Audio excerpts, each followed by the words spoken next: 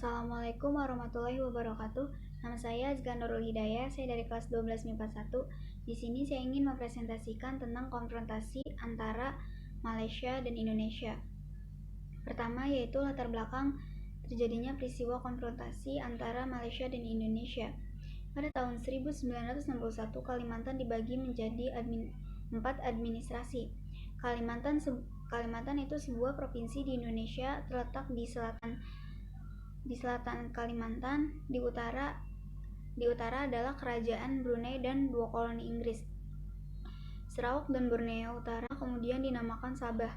Sebagai bagian dari penarikannya dari koloninya di Asia Tenggara, Inggris mencoba menggabungkan koloninya di Kalimantan dengan Semenanjung Malaya. Federasi Malaya membentuk Federasi Malaysia. Rencana ini ditentang oleh pemerintahan Indonesia, yaitu Presiden Soekarno.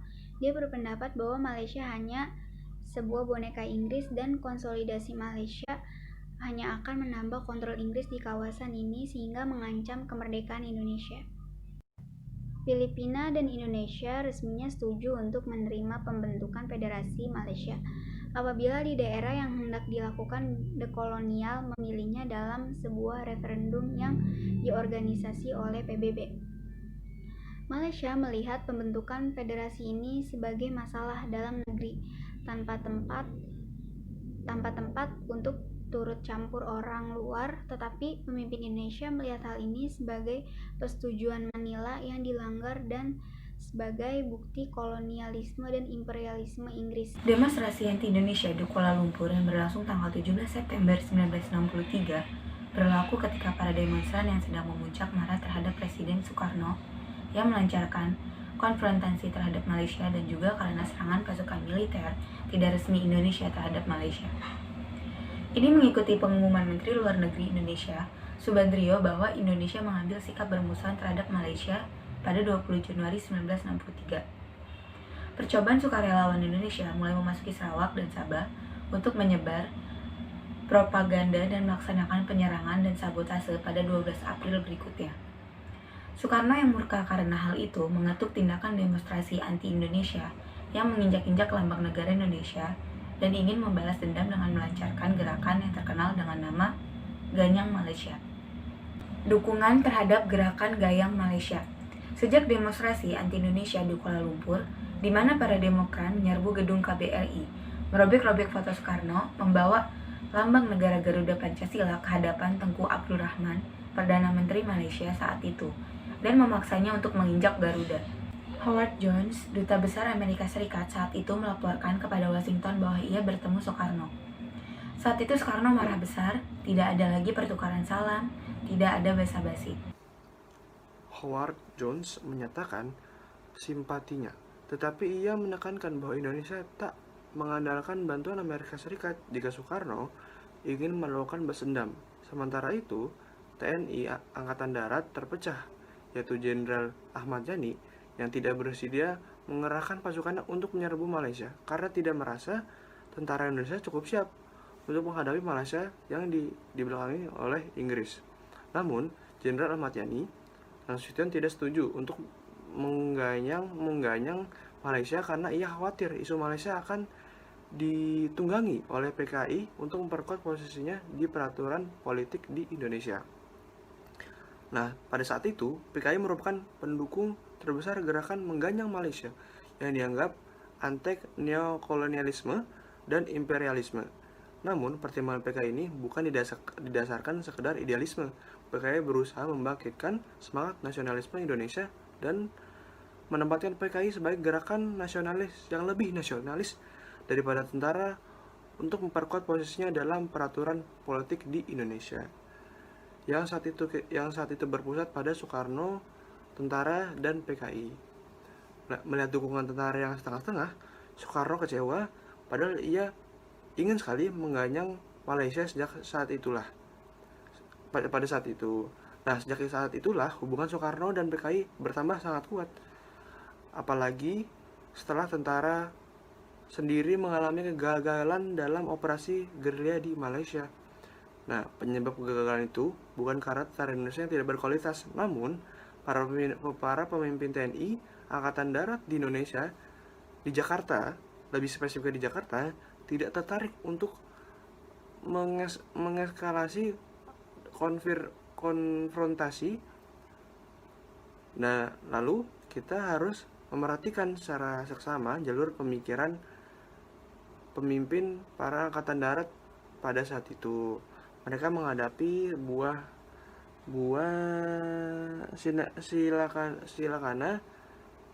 silakama, mereka tidak mau mengeskalasi konflik karena tak yakin akan bisa menang menghadapi Inggris. Di sisi lain juga, mereka tak melakukan apa-apa. Soekarno akan mengamuk, tak peduli keputusan apa yang diambil, PKI akan tetap diuntungkan. Akhirnya, para pemimpin Angkatan Darat mengalami posisi yang unik. Mereka menyetujui perintah Soekarno untuk mengirimkan tentara ke Kalimantan, tetapi tak akan benar-benar serius dalam mengkonfrontasi ini agar sesuai, tak bertambah buruh menjadi perang terbuka Indonesia melawan Malaysia, Inggris, dan Australia Selandia Baru. Tak heran, Brigadir Jenderal Suparjo, komandan pasukan di Kalimantan Barat, mengeluh konfrontasi tak dilakukan sepenuh hati dan ia merasa operasinya disabotase dari belakang. Kutipan J.C. Mackey 1971, halaman 214. Kekhawatiran Soekarno terlihat dalam dokumen CEA yang bertanggalkan 13 Januari 1965. Dalam dokumen ini, Soekarno menyatakan tak bisa menoleransi gerakan anti PKI karena ia butuh dukungan PKI untuk menghadapi Malaysia. Dari sini terlihat kedekatan Soekarno dengan PKI diakibatkan gagalnya TNI Angkatan Darat memenuhi keinginan Soekarno, yaitu menganyang Malaysia. Pada tanggal 20 Januari 1963, Menteri Luar Negeri Indonesia, Subadrio, mengumumkan bahwa Indonesia mengambil sikap bermusuhan terhadap Malaysia.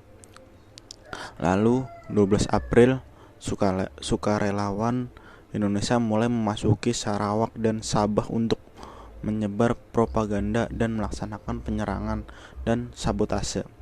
Setelah itu, pada tanggal 27 Juli, Soekarno mengumumkan bahwa dia akan mengganyang Malaysia. Pada tanggal 16 Agustus, pasukan dari Regimen Askar Melayu di Raja berhadapan dengan 50 gerilyawan Indonesia.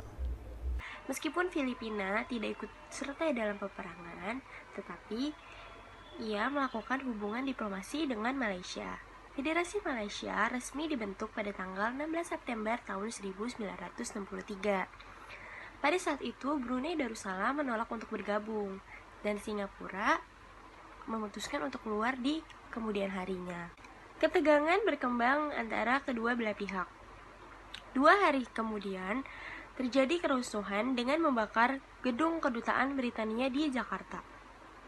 Beberapa perusuh lainnya merebut gedung kedutaan Singapura dan rumah diplomat Singapura. Di sepanjang perbatasan Kalimantan terjadi peperangan perbatasan.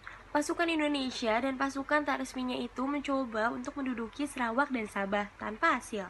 Dan pada tahun 1964, pasukan Indonesia mencoba untuk menyerang Semenanjung Malaya. Di bulan Agustus, 16 agen pasukan bersenjata Indonesia ditangkap di Johor. Aktivitas bersenjata Indonesia pun juga ditingkatkan. Tentara Laut Diraja Malaysia juga menggerakkan pasukannya untuk mempertahankan Malaysia. Misi utama dari tentara Malaysia adalah mencegah masuknya pasukan Indonesia ke Malaysia. Sebagian besar pihak yang terlibat konflik senjata dengan Indonesia adalah Inggris dan Australia, terutama pasukan khusus mereka yaitu Service Air Asia atau SAS. Tercatat sekitar 2.000 pasukan khusus Indonesia atau Kopassus dan 200 pasukan Australia Inggris atau SAS tewas setelah bertempur di hutan belantara Kalimantan. Pada 17 Agustus, pasukan terjun payung mendarat di barat daya Johor dan mencoba untuk membentuk pasukan gerilya. Pada 2 September 1964, pasukan terjun payung didaratkan di Labis, Johor. Pada 29 Oktober, 52 tentara mendarat di Pontian perbatasan Johor Malaka dan ditangkap oleh Resimen Askar Melayu Diraja dan Selandia Baru. dan bakinya ditangkap oleh pasukan gerak umum kepolisian Kerajaan Malaysia Batu 20 Misar Johor. PBB menerima Malaysia sebagai anggota tidak tetap, Soekarno menarik Indonesia dari PBB pada tanggal 20 Januari 1965 dan mencoba membentuk konferensi kekuatan baru. Soekarno bahkan menyelenggarakan Ganevo, Games of the New Emerging Forces diselenggarakan di Senayan pada tanggal 10-22 November 1963. Pada 1 Juni 1965, militer Indonesia berkuatan kurang lebih 500 orang melabrak Angkatan Laut Malaysia di Sampurna. Serangan dan pengepungan terus dilakukan hingga 8 September namun gagal. Pasukan Indo mundur dan tidak pernah menginjak kaki lagi di Malaysia. Peristiwa itu dikenal dengan pengepungan 68 hari oleh warga Malaysia. Menjelang akhir Juni 1965, Jenderal Soeharto memegang kekuatan Indonesia setelah berlangsungnya G30 SPKI. Oleh karena konflik domestik ini, keinginan Indonesia untuk menuju perang dengan Malaysia menjadi berkurang dan peperangan pun mereda. Pada 28 Mei 1966 di sebuah konferensi di Bangkok,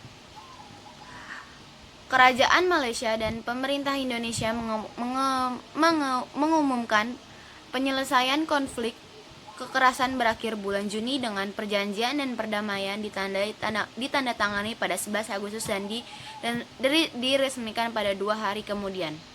Pada tahun 1961, Kalimantan dibagi menjadi 4 administrasi. Inggris mencoba untuk menggabungkan koloninya di Kalimantan dengan Semenanjung Malaya untuk membentuk Federasi Malaysia. Rencana ini ditolak oleh pemerintahan Indonesia. Menurut Presiden Soekarno, rencana ini dapat mengancam kemerdekaan Indonesia. 2. Jenderal Ahmad Yani tidak bersedia mengerahkan pasukan untuk menghadapi Malaysia karena tentara Indonesia tidak cukup kuat untuk menghadapi Malaysia yang dibelakangi oleh Inggris. Namun Jenderal Abdul Haris Nasution tidak setuju untuk mengganyang Malaysia karena ia khawatir Malaysia akan ditunggangi oleh PKI untuk memperkuat posisinya di percaturan politik Indonesia. Melihat dukungan tentara yang setengah-setengah, Soekarno merasa kecewa. Ia ingin sekali mengganyang Malaysia.